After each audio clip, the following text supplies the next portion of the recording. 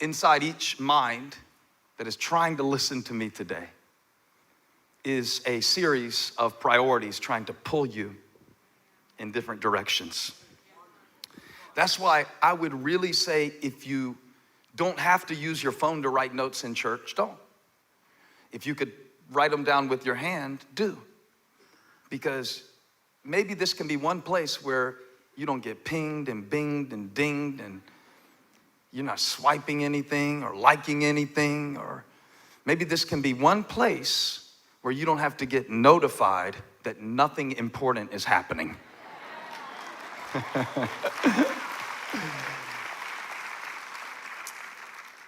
And yet you don't really need your device because you have your divided mind. That's the distraction factory, your mind. Not the person next to you. Not the things that are waiting for you when you get back home. But he said she was distracted.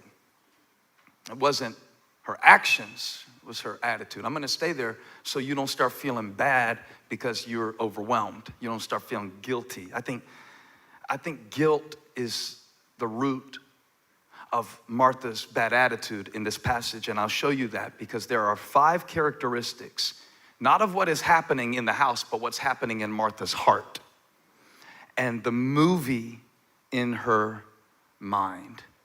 And the first thing we see here is that Martha goes from managing the situation to manipulating the situation. And the first thing that makes a bad movie in my mind is a spirit of manipulation. Manipulation is when I start holding a responsibility that God has given me rightfully too tightly. Manipulation is a subtle shift. When I care about something, and instead of caring about it and caring for it or caring about someone, I can easily find myself beginning to try to control something that God has called me to care about. When you care deeply about something, it is very easy, without even knowing it, to slip into this Martha mindset where you find yourself doing the right things on the wrong level. And we see that Martha has become manipulative in her approach here because she tells Jesus what to tell her sister. This is classic manipulation. This is a very passive way to try to get her way, because some people manipulate with their words, other people manipulate with their silence. But my kids try this trick on me quite often. Dad, will you please tell Mom that we need more time for Fortnite? No, as a matter of fact, I will not tell Mom that you need more time for Fortnite, because that is my wife, and we are a team, and we stand together and united, and we are not a house divided. So don't bring your little manipulative spirit up on me like I'm gonna choose you over my wife. I can't French kiss you, I can French kiss her. And if you think I'm gonna lose points with her, I got my priorities straight. I know where my bread is buttered. Say it, Furtick.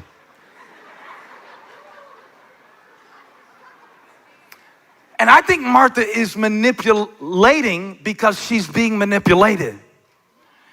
I think she's being manipulated by something within her that needs everything to be just right. I think Martha had a script in her mind of how Jesus' visit needed to go.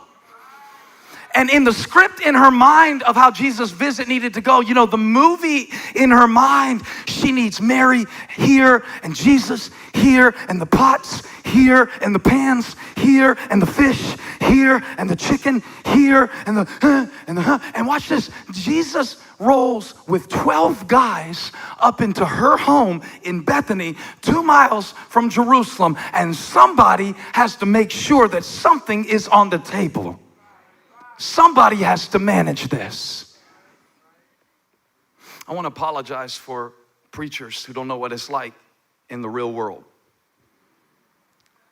Preachers who don't understand that if you're going to provide for your family, sometimes it's going to mean that you might not be able to be in church every single weekend. I understand.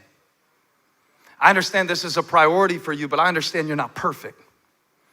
And that manipulation that happens sometimes, even religious manipulation, it can make you feel like you're never winning anywhere. I can't be here. One guy said one time, I'm gonna do my country preacher. Nobody ever said on their deathbed, I wish I'd spent more time at work. And the whole church said, amen. And the whole church felt sufficiently crappy. And the whole church thought simultaneously, I'm not on my deathbed yet. And right now my kids need braces. So I might not say on my deathbed, I wish I had spent more time at work. But when my kids need braces, I might need a little money. And if I'm gonna get a little money, I might need to spend a little time at work. And I'm very sorry that I cannot be the emotional provider and the financial provider. And so, you see what's happening? I'm getting distracted. And now I'm getting pulled, not between the good and the bad, but between two good things. And guilt will manipulate you, and it'll make you somebody that you're not, and it'll make you start lashing out. You start feeling, you're not really performing over here, so now you want to put your guilt trip on somebody else, because all the preparations had to be made. This is the second attitude that I see in Martha, that I see in me, is the spirit of obligation. And it shifts so quickly. It's right here in the text. If you read it, it says, all the preparations that had to be made. Had to be. Had to be. Obligation. I gotta go to work. No, you don't. I'm serious. You don't have to. You don't have to. Look at your neighbor and say, you don't have to. And if your neighbor didn't say that to you, say, you don't have to. Bunch of disobedient Gentiles. You don't have to. When the worship leader says, lift your hands, you don't have to. You don't have to. That was freedom for me. It was simultaneously challenging and comforting, because I was going out the door one Saturday night to preach. I guess my attitude wasn't in the best place. And in that moment, one kid wanted this and one kid wanted that, and they wanted me to see something. I think Graham had built a fort in the woods. But, a fort in the woods is really cute on Friday, my day off. But on Saturday, I got a sermon to preach. Yeah. And I think our kids need to see sometimes that they are not the center of the universe. This is not a parenting seminar. Back to the text, Furtick. All the preparations that had to be made. They had to be made. And I was going out the door. I said, I gotta go preach. I gotta go preach. God arrested me. The Holy Ghost just, I don't know how this works for you, but it stopped me in my tracks. And God said, you don't gotta go. I said, really? No, you don't gotta go. Don't show up and see if the world stops spinning. I want you to do something for me. If you get a minute this week, I know you're busy, Martha, but if you get a second this week, write down everything that you got to do. Make a big old list of responsibilities. Every test you got to study for. You don't have to study. I'm going to tell you as your pastor. I don't know what your parents are telling you. I'm going to tell you, you don't have to study. You don't have to pass. You don't have to get a job. You don't have to live indoors when you're an adult and nobody is paying the bills anymore. You don't have to. I think the spirit of obligation is the enemy of joy. And what happens naturally is that things that used to feel like a great opportunity start to feel like an obligation. And that's the way the enemy gets Mary to start acting like Martha. I don't think this text is so much about two different women as it is about two different tendencies. I don't know about you, but the text said that Mary and Martha lived in the same house. Well, in my mind, Mary and Martha live in the same heart. Because I find times where I'm like Mary and I know what's important and I'm not going to be moved, and I'm sitting in this moment and I'm taking this opportunity and I'm grateful for what God has given me, and then all of a sudden it comes out of nowhere. I don't even see it coming around the corner. This spirit of got to, this spirit of need to, this spirit of have to. But the moment I start feeling the pressure, I have to remember the privilege that I don't got to do it. I get to do it. This is a privilege, people of God. We don't have to be in church. I didn't come to church today because I'll go to hell if I don't. I came to church today because he's worthy of my praise. I want to worship him. I want to glorify him. I want to, in the deep places, in the recesses, in my heart of hearts, I want to give the King of Kings the praise that he deserves.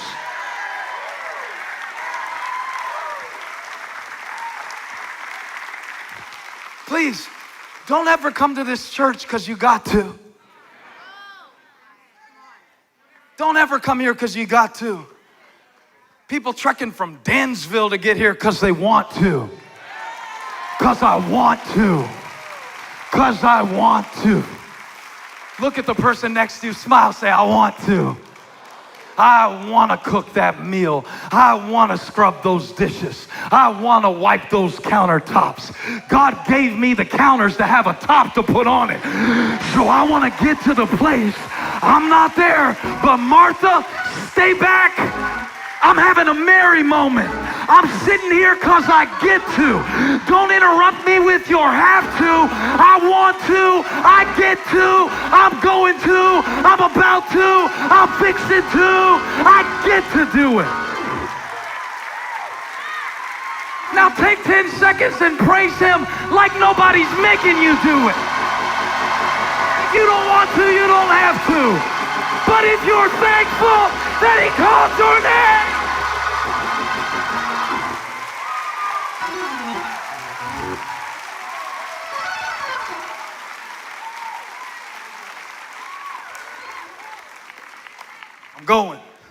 I'm going to preach. I don't got to, but I'm going. After all, why is Martha so upset? It was her idea to host these people in the first place.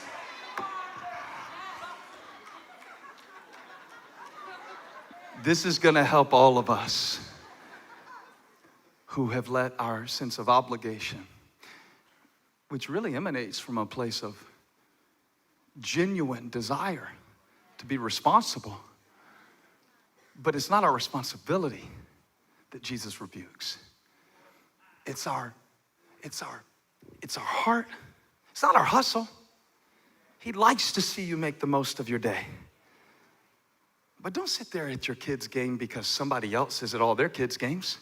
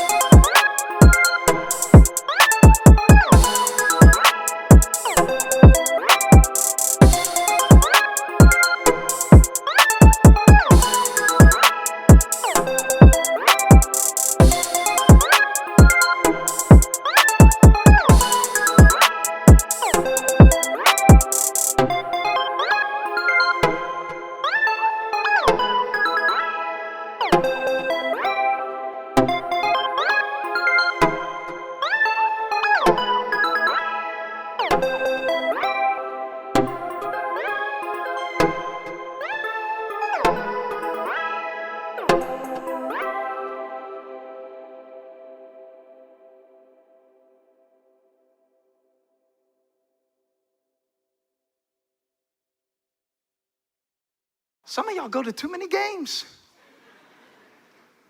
Drop that little mediocre soccer player off and go do something you want to do.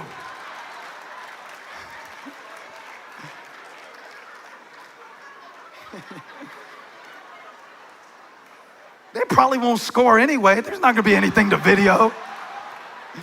I'm playing. Martha, Martha.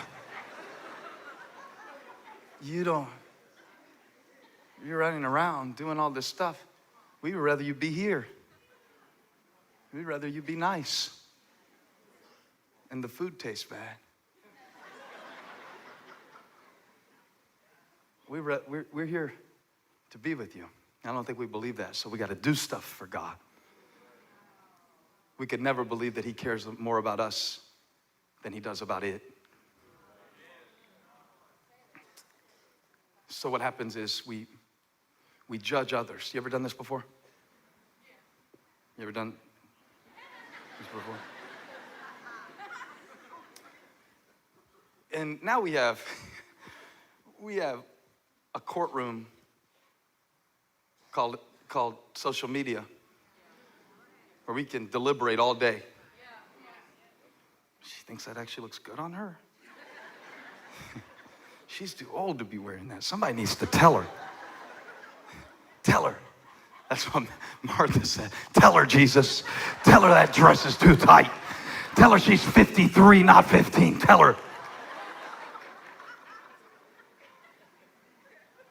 Oh, I know they can't afford to be on vacation. What are you, their accountant? But now, be careful, because if you want to sit in the seat of judge, you'll end up the victim of your own judgments. The measure you use, it will be measured back to you. And then you might find yourself anxious, like others are judging you. But I wonder if you are a victim of